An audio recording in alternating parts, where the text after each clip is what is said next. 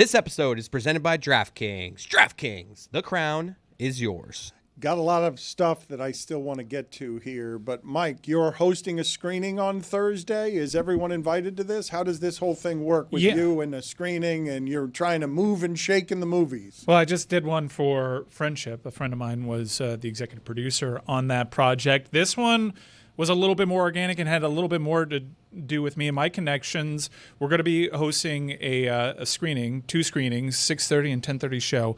One of my favorite bands in the world is Turnstile. They're dropping a new album. It was produced by Rick Rubin. But as a part of that rollout, it's a 14-song visual album that's premiering at Tribeca. There weren't any Miami showings. So I put together some contacts because I wanted Miami to have access to watch this film because Miami's never thought of that way. And we were able to get it done and bring this film here on release date this Thursday. Tickets are available. Use the promo code Mike for discounted tickets over at the Gables Cinema. My friends over at 3 Points are responsible for bringing Turnstile to that festival, playing their first headlining Miami show here in the fall. So as part of that, we're going to help promote that appearance by putting out this film. I think Turnstile has a real opportunity to solidify headliner status, become a generational rock band. I got a tattoo on my leg of their album Glow On. Interesting little note. Really inspired what we did with the musical. When JT Daly came down here, he introduced this band to me, and I was super inspired by the engineering on this album and all the different layers to it. I've been waiting for years for the follow-up. It's finally coming out. So on Thursday in the Gables Cinema, check out my socials for direct links to get discounted tickets by using the promo code Mike. Put it on the poll at LeBatard Show. Are you surprised that Dan has a tattoo of a croqueta on his calf? Did anyone here have any thoughts, poignant or otherwise, on TNT's farewell? I will say, as it has become harder and harder in a shaking and quaking media climate for things to get the respect they deserve at the end. ESPN has done a masterful job with Lee Corso and Dick Vitale, extending them great grace at the end of their careers. HBO and Max did a poorer job with Bryant Gumbel not allowing his show to get to 30 years. It had to stop at 29, even though HBO Real Sports was the giant. They let it go 29 years. In the industry. They did let it go 29 years.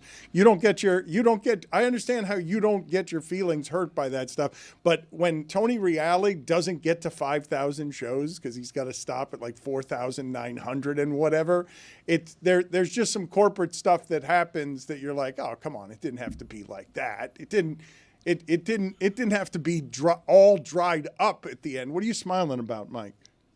I mean, the Billy's take. That HBO Real Sports? Yeah, 29 years. They have 29 years. Let him have a goodbye episode for year 30. Come on, what is it? But with the around the horn thing, it is weird to be like, you gave me 4,900 shows, but I needed 30 more. Like that was a good run they gave him. Hell of a run. Correct. I'm not saying otherwise. But the TNT stuff this weekend, they got their send-off. They got the year. They got a documentarian following them around. They got all of the emotion, and now they'll just be back next year. It's going to feel the same. Although I think one of the better takes that I've seen surrounding all of this, I saw a clip of Bill Simmons talking about it, saying, ESPN, we know how you do your clocks during your pregame and postgame coverage. You have these 90-second segments, and you go right to commercial. And I realized, it's herky-jerky. I don't actually care about what anybody's saying because they don't actually have time to lay out. And they better change their clocks around what TNT's NBA coverage brings. So the system is Turner produces the show. It's shot in Atlanta in the same studio. It's the same camera people, same sound people, same researchers. The show is produced and then just licensed to ESPN for broadcast. That, to me, tells me that it's going to be the TNT show, and then ESPN is going to have to adjust its clocks.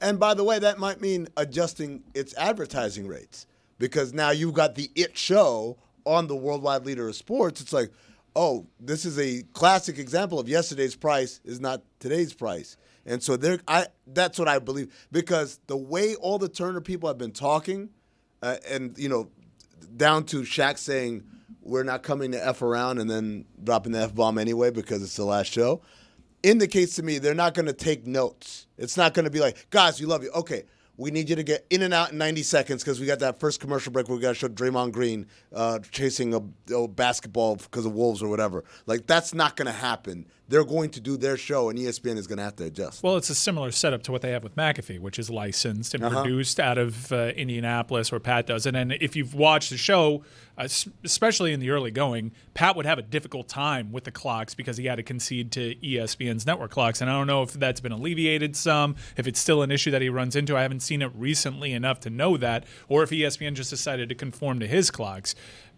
That's a very powerful talent with a huge show that's hugely important to them. You invite that certainly with the TNT guys. There's not a way that it gets screwed up, right? There's nothing about this show. You're not going to see anything other than the most dangerous version of them that will have to be left alone because they will enjoy being anti-establishment from within the machine.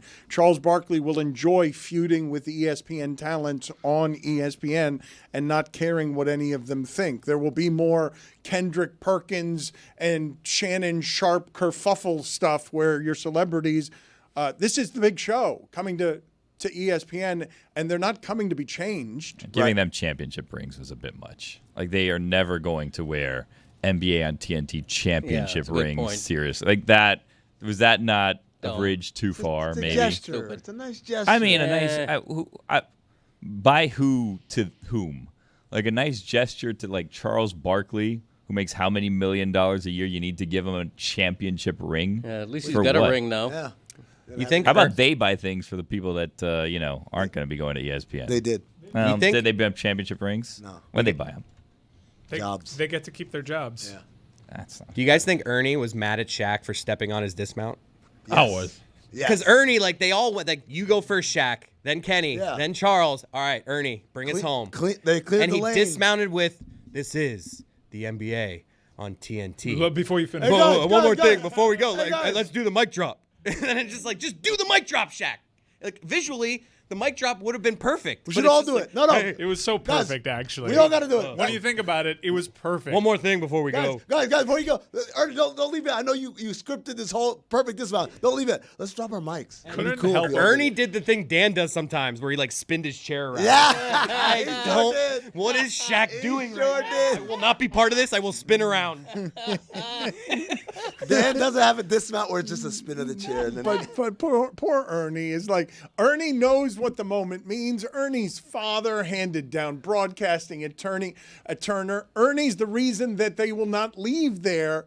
And he had the moment for the punctuation. NBA. And They of are course, leaving and of course, Shaq, like, oh, what about let's make One it more about me. thing. Yeah, let me Ernie, wait. guys, it'd Yes, be guys, cool. You know what'd be cool? yes, If we all dropped our mics. Yes. Did you guys hear Greg Cody get in there with the zinger? At least Charles now has a ring. Yeah, that was good. Yeah, no one yeah, had yeah, that yeah. take. Yeah, I know, but it had to be yes, said. It didn't have to be You know, said. I don't want to be the guy here who's not sentimental about this. Do it, Dad. Be the guy. This is a long goodbye for a show and people who aren't going anywhere except right across the street. People, this is a media story, and you love talking about this. I think fans don't give a and the analogy I would use is NFL fans don't care what network the Super Bowl is on. They're going to watch it. People who are fans of Inside the NBA are going to follow it to ESPN, and hopefully it'll be the same show. ESPN wouldn't dare F this up, right? Because they have a gem of a show. They have to leave it as is. Well, I They think have that to. There's a history of them effing up gems of shows. I don't know. Is there? I don't Not know. like this. This is Really? the best there's been. Really? What? I know. I mean, like, this is the best show there's been, yes. But a history of having up gems of shows. I don't know, maybe there's one based in Miami, perhaps. Oh, self-involvement Just galore. saying.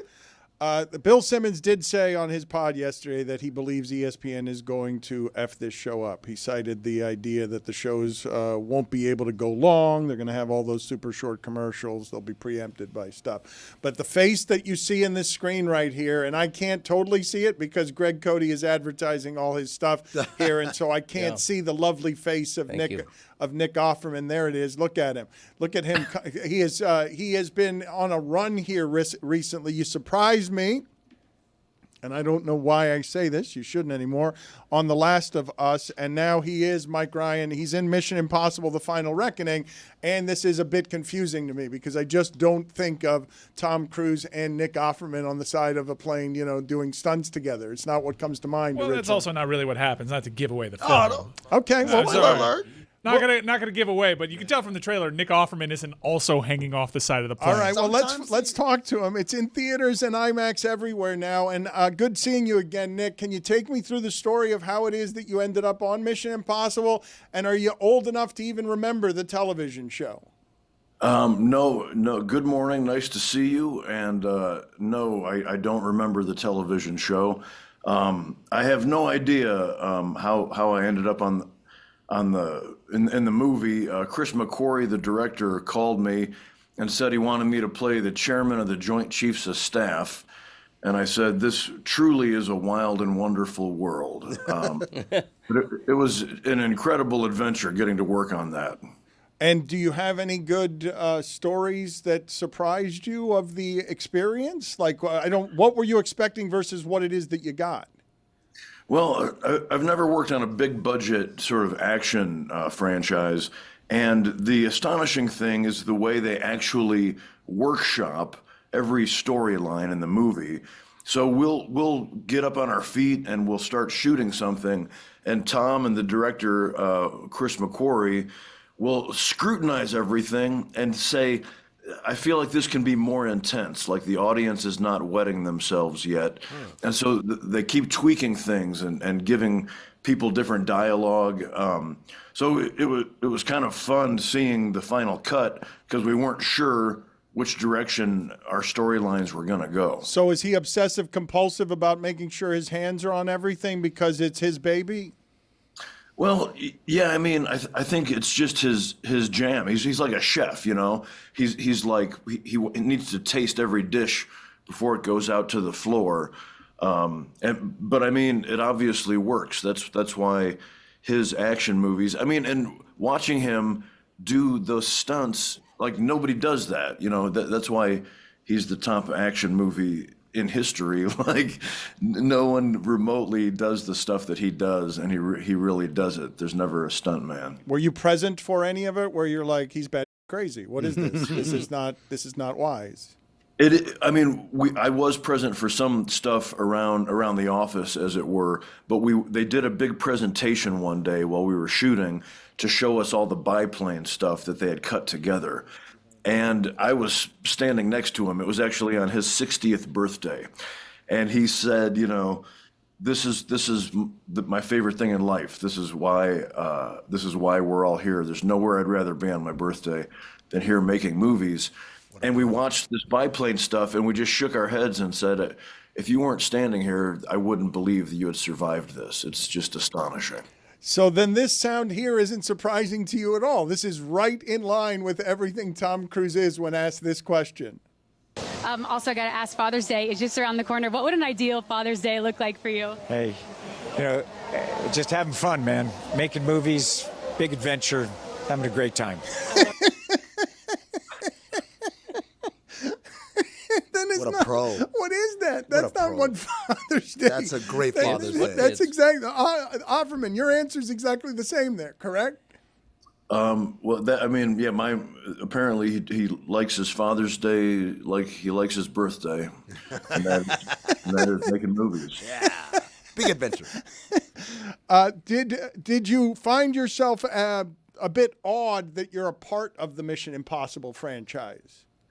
Yeah, I mean, from start to finish, shooting at all of our stuff around London, all the way through the big premiere in New York. I got to take my mom to the red carpet, which was incredibly fun.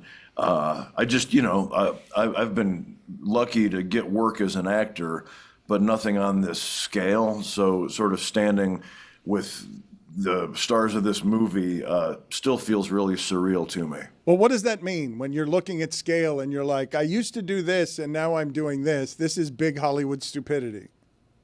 Well, I mean, the fun thing is I don't really have one bailiwick or one niche. I've done TV and film and stage and tour as a humorist. So it's just sort of another box that I'm thrilled I got to check, and it's really interesting. You know, they obviously pay more attention to what's going on in the underwater stunt sequences than perhaps with the nuances of, you know, the emotional things that like an indie movie would focus more in on the personal interactions because they can't afford 2 biplanes. So I mean, it's just another part of the sort of wonderful zoo that is this world of entertainment. Nick, I'm curious, given that, were there any moments where you were like, what's my character's motivation? And they're just like, just shut up and say the line? No, I mean, you know, generally people aren't that brusque. If they're making successful entertainment, they're usually more respectful than that. But it's very collaborative. You know, they get a bunch of it's like kind of like getting called up to the majors in a sense.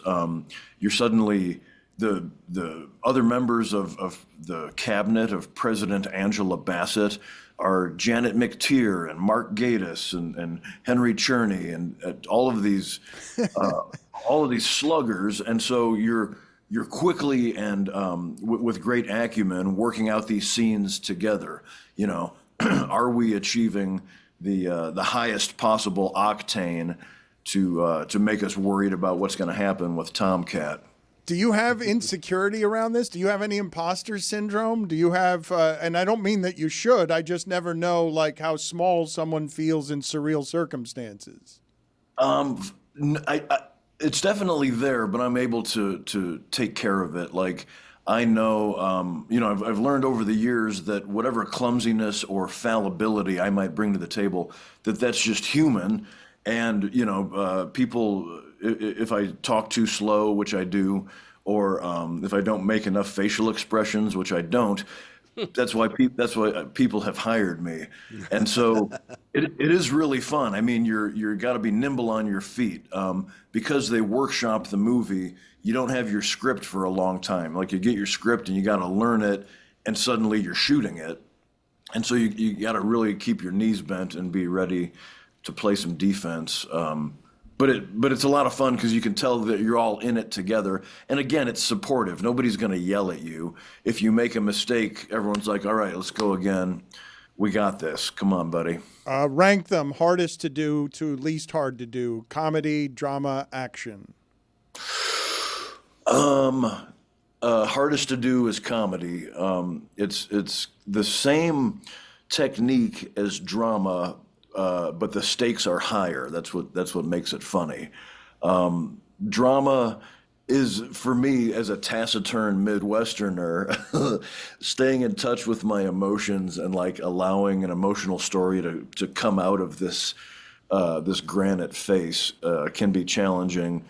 And then action, you know, for me, that's more, I grew up an athlete, and so that has less to do. You know, for me, it's harder to work out in the decathlon of my artistry. The emotional events are the hard ones, and the pole vault and the shot put. I'm like, yeah, I mean, you train and you throw the damn thing. I mean, I know you're asking Nick Offerman, but I would love to see Tom Cruise react to Nick's list of what's difficult when he leads with comedy. When Tom was hanging outside of a plane and lighting, hanging, like his face is flapping. He's like, "Tell me about the decathlon of artistry, Offerman." The stakes are high in comedy. Yeah, I'm hanging off the side of a plane. Tell me more. As soon as I get hired to do stuff like he does, then I think the graph will change considerably. What was the degree of physicality in this role for you? He's a bureaucrat. Yeah. No, but was there any stunt that you were asked to do that might have impressed He's a Cruise? bureaucrat. Bureaucrats do cartwils. I don't know what he's asked to do. Yeah, I do actually get to have some fun doing a little bit of stunt stuff. But I do also enjoy doing my own stunts, and I always do. I don't tend to like jump motorcycles off of cliffs or hang off of biplanes. But I do enjoy stunt driving and beating the crap out of myself. I'm in a series right now where I'm playing a former pro wrestler, and I got to do a bunch of really fun actual wrestling, off the top rope kind of stuff. Yes. What are the best of the finger foods? That's a hard left. Is this a euphemism? No, we were talking about it right before you came on, and you looked like somebody who would enjoy ranking some finger foods. We were talking about what? I wasn't criticizing him. That's kind of not exactly a compliment. Yeah. He's a man's man. You look like you know your way around finger foods. You know what you're saying there. You have not hurt my feelings. Wait a minute. You think that Nick's going to be insulted that I could ID him visually as somebody who enjoys finger foods? My brand is, as among other things, as someone who consumes a lot of bacon and meat, and so when you say finger foods, my mind jumps to a pub in L.A. called the Red Lion, where you get pints of Hefeweizen and what's called the sausage platter, which is just a bratwurst, a summer sausage, and a knockwurst cut up with 3 kinds of mustard. That's the best of the finger foods. It's not a finger food at all. It's just a slab of meat. Like, what are you talking about? You can't eat that with your fingers. You got to use a fork and a knife to eat everything you're describing there. All right then, ribs. No, that doesn't go. He's got a brand, Dan. He's got a brand. Not a finger food. Finger food, Nick, you got to be able to eat it and then just kind of dust your hands off, and now you're clean. You don't have to wash your hands. Ribs, too messy. Pass. You guys were right then. I'm not a finger food. Last question before we let you go. The reaction to The Last of Us. Have you ever had a reaction that felt like that? It occurs to me I do have a favorite finger food, and that is the Scotch egg. There you go. Hard-boiled egg wrapped in sausage. Knew we'd get there. Breaded and deep fried. There you go. That's how you play the game. There you go. See? You know it's a move. The reaction to The Last of Us, no. When I first read that script, and when I first stepped on set for that episode, which was like a Sundance movie. It was like one beautiful little indie film. Everybody knew that this script was so exquisite, that Craig Mazin had nailed it in a way that we were like, okay, if we just say these words in the right order, let's not this up, because this is a very precious story that we're going to tell. And we apparently got the words in the right order, because it had this incredible positive reaction. And I've never experienced anything like it. It was incredibly gratifying. I usually in my career don't get cast as like the romantic lead. I get cast as the guy who carries those beautiful people on and off stage. And so it was quite wonderful, and I'm glad I didn't screw it up. Mission Impossible: The Final Reckoning in theaters and IMAX everywhere now. Thank you, Nick. Always good catching up with you. Nice to see your smiling face. I'm sorry we were so aggressive with our meat questions. You've never hurt my feelings, and it's nice to see you on another great year for the Chicago Cubs. It is a great year for the Chicago Cubs. Thank you, sir. Nice seeing you. We're going to get to, at the end of this segment, we've got a behind the bit on hard net workouts involving Greg Cody. Greg Cody, in the jostle of the last few years, the hard net workout has been diluted in a way that doesn't feel right anymore, because we've been sloppier with the clocks.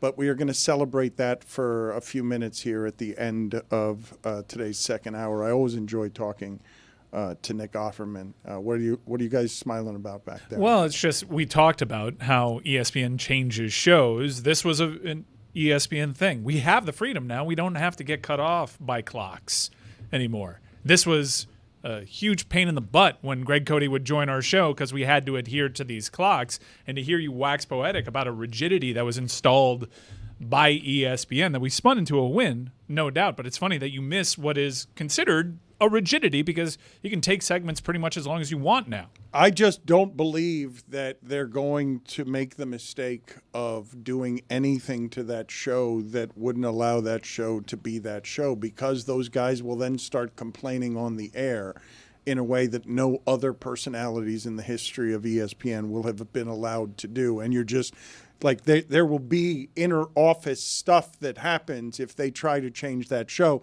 That show comes in as being bigger than where it's landing. It's a hard thing to say. Not a whole lot of people can say it. It's one of the few things in the history of sports that can allege, I go to that place and my Q rating is higher than where it is I'm going. Dan, you underestimate the hubris of executives. You watch the show The Studio with Seth Rogen, the episode The Oneer, where he's like, I just want to sit back. And then he starts giving, he can't help himself. They can't help themselves. They're always going to give notes. That episode made my skin crawl. I loved it. It was a great episode of television, but in terms of anxiety-inducing shows, it was great. But to Dan's point, they know, like, the trump card there is he'll go to air. Charles Barkley will say your name on air. I feel like those executives will, in this spot, be like, ugh. Chris, you would be staggered with how little self-awareness these people have. Executives never stop themselves from getting in the way. Yep. I mean, Pat McAfee publicly beefed with one executive. That executive is being an executive somewhere else right now. And because Pat McAfee had a contract with ESPN, like, you licensed this show from me. Now, he may have a talent agreement, but he doesn't feel like he reports to the bureaucrat that was standing in his way. I don't think Charles Barkley is going to become a Disney employee. I don't think Shaq's going to become a Disney employee. That free Disney, though. Oh, man. Yeah. They're going to license this show, and that's a double-edged sword. They get the show, but they also are bosses of people that aren't technically reporting to them. To be clear, if they license the show, they don't get the Disney passes? I bet he negotiated that. You can pick up the phone and be like, hey, give me 2. Imagine him parking trying to passes. figure out a silver pass. I got this plus 3 people? Texting Randy Scott, you got an extra one? I need to bring my dog. Oh, I've got to ask you guys a question about Randy Scott. Randy Scott, I've got, there's some dirt on him. What? Oh, I enjoyed what he did for John Brinkus today. Hacking my day? John Brinkus, we lost him too soon. Yeah, according to John Brinkus' social channels, he'd been suffering with depression, and it's a good opportunity to talk about mental health because no one would have ever assumed that about John Brinkus, because all we consumed, be it on this show, John Brinkus joined our show all the time when Sports Science was going on. You would never know. And his social channels announced that he succumbed to his depression. You can kind of piece together what that means. Gone way too soon. Really sad to see. And I think Randy Scott did a really wonderful tribute around something that's really sad and tough to hear. And it also, once again, reaffirms to anybody out there in our audience, don't make up your mind about somebody. They could look like they're having the best life. You don't know what they go home to. You don't know what lives inside their head. And this is a very hard reminder of that. But I started this segment saying I had dirt on You want to crush Randy Scott after that? Go ahead, Dan. Good luck. After mowing the lawn, Randy Scott admits he gets right into bed and naps.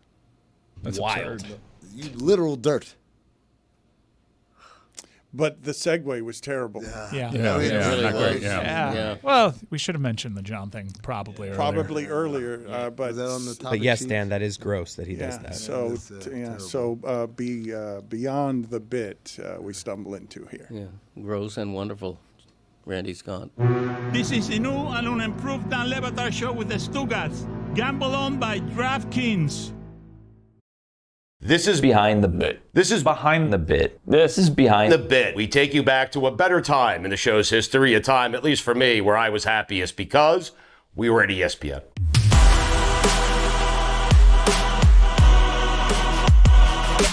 You're the old white guy columnist I who am. always castigates the athlete Getting older every day. for misbehaving and for urinating on sportsmanship. What side are you on? Well, I want to make 2 points. Number one, It's Dan, Stu, and Greg Cody on ESPN Radio. I mean, back in my day, I used to build forts. You know, Fortnite was nothing you stared at. It's something you built with your hands, like Man 101.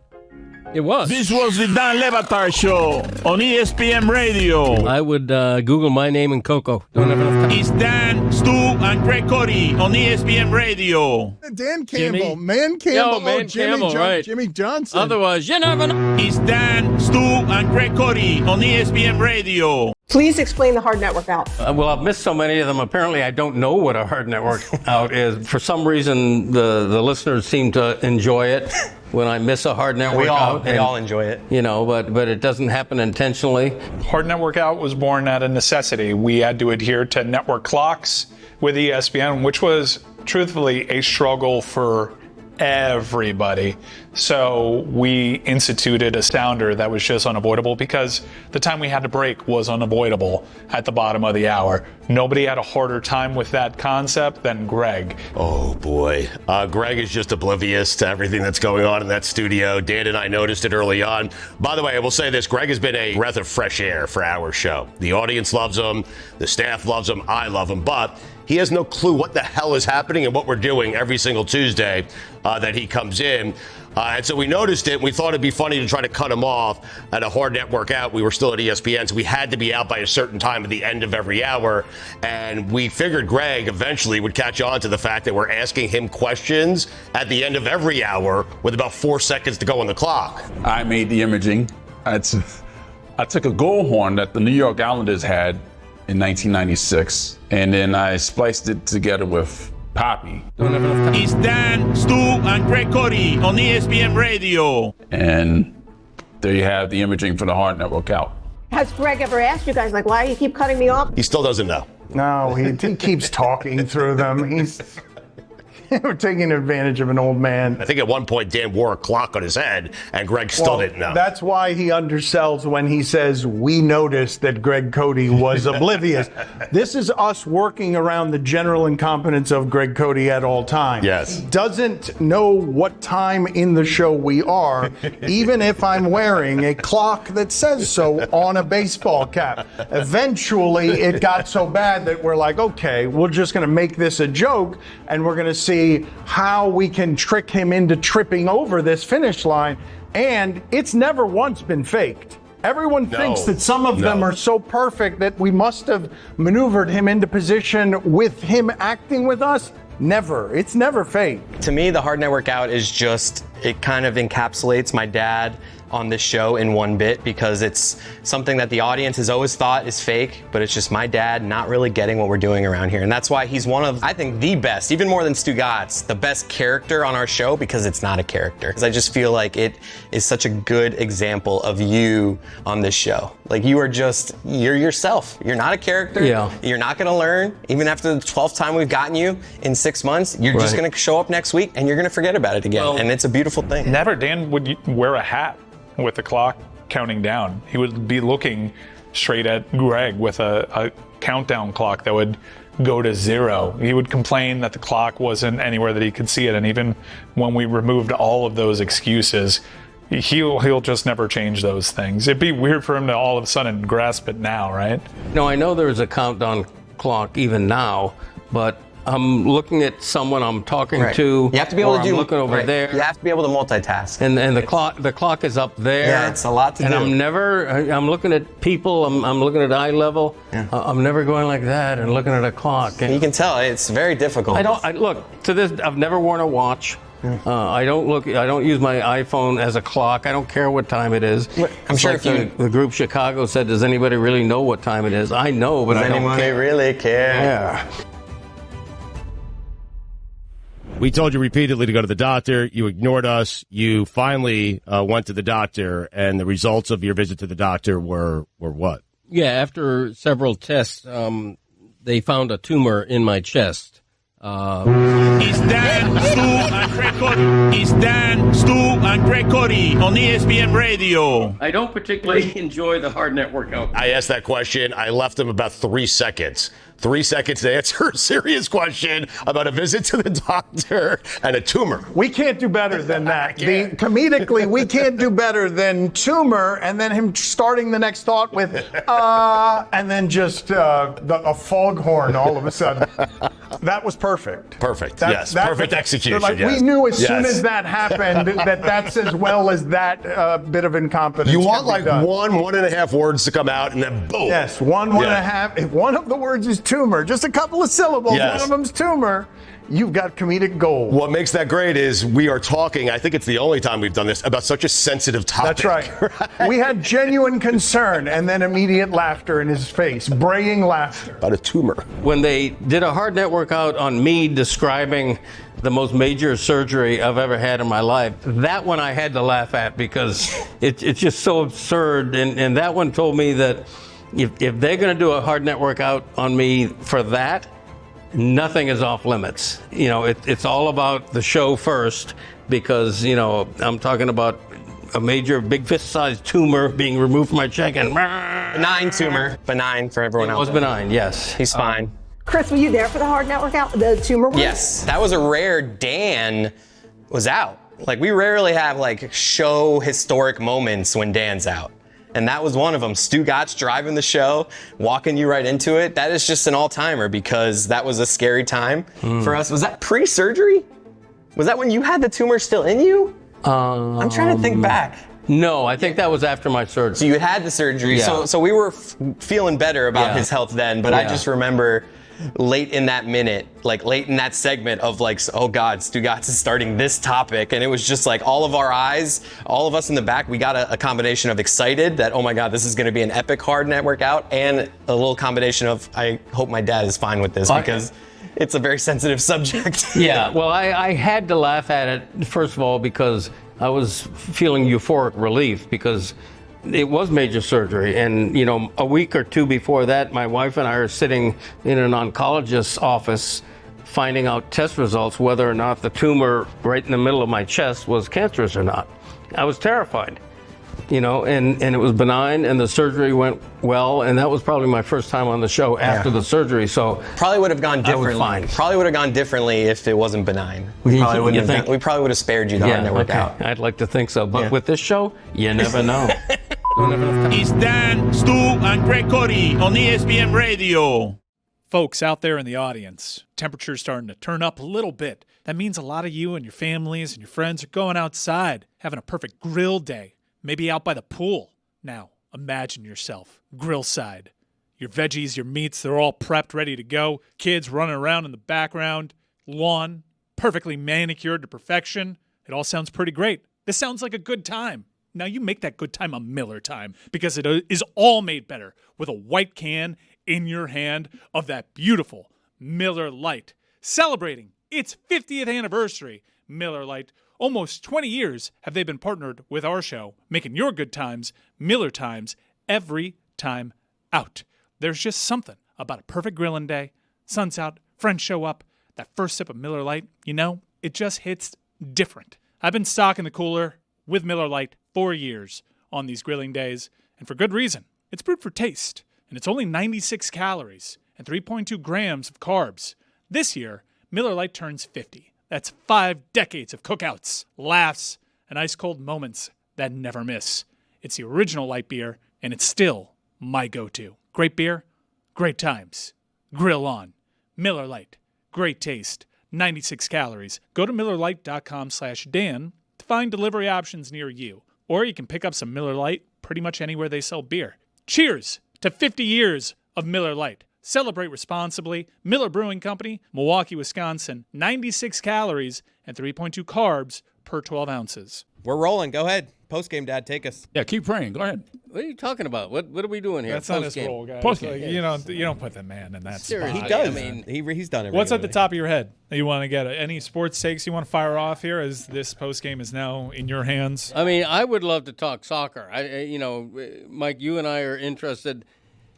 Inter Miami was in a terrible 10-game slide, 9 or 10-game slide. Now they've won 2 in a row. Very impressive. Messi scored 4 goals in the last 2 games. Did you just look at your topics? No. Pick the top one? No, Okay. I think it gives fans renewed hope for the Club World Cup coming up in 2 weeks. And I'm super into the Club World Cup, and it'll be curious to see how these MLS teams that are actually in season. Now, a lot of these clubs would have played like 2 weeks ago, but it is an advantage to be in season, in form, headed into that competition. I'm really excited about this competition. The prize pool suggests that teams actually have to go for it. It's not what you're used to in the summer when these teams come over to the U.S. and just do friendlies. There's something on the line here. FIFA is really pushing the clubs to take this seriously, amongst other things, because that's what they've sold. This did fetch a big bill attached to it in terms of rights, and they want to make this one of the biggest media rights entities on the planet. So I think the teams are forced to do this. However, not every team is happy about this. Seattle Sounders out of MLS were seen wearing protest shirts, protesting the Club World Cup and the wages that they will get for participating in that. But if we are going to touch on soccer, we have to mention the European Championship that happened, the Champions League final. PSG absolutely blitzing Inter Milan in the final. What's really impressive about that is PSG was always a club that failed to get over the hump. They brought in all these superstars, Zlatan, Mbappe, Messi, Neymar. They get rid of all those names, and then they win the final. Yeah. By playing great organized team football, bringing along younger players. It's not the superstar, megastar names that you're used to, although these are very good players. But it's really funny. A year removed from losing Mbappe and having that hang over your club for years on end. You don't have Messi. You don't have Neymar. Apparently all they needed to do was get away from these personalities and finally get over the hump and achieve the ultimate success. I heard Amin before the show comparing PSG to this OKC team. Like, they've had stars in the past. Now they've gone younger, deeper, and it's just a young team. And look, the way to explain it is, well, they still have very rich ownership, but these players aren't at the level of a Kylian Mbappe, who's at the peak of his powers, Messi close to the peak of his powers, Neymar peak of his powers. In OKC, they trade away they lose Kevin Durant, but they trade away other players and they get all these pieces. They trade away Paul George and they rebuild their franchise with that. When Mbappe leaves for less than market value, when you don't get a big transfer fee there, how do you when Messi left as a free agent? They're not getting draft picks to help build their roster. They have to lean on their scouting. Now, they have the ultimate resources. Their owners are very cash rich. But again, they're not in the mix because France is not looked as a great domestic league.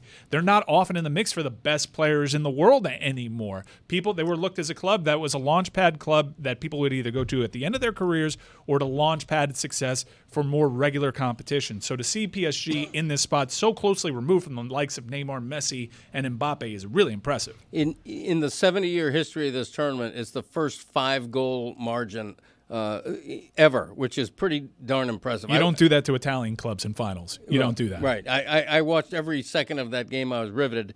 But getting back to the Club World Cup for just a second, what fascinates me is the disparity of competition among all of these teams. Example, Inter Miami opens with a club from Egypt, which you don't think of on the World Football. Don't sleep on them. Yes, because here we go.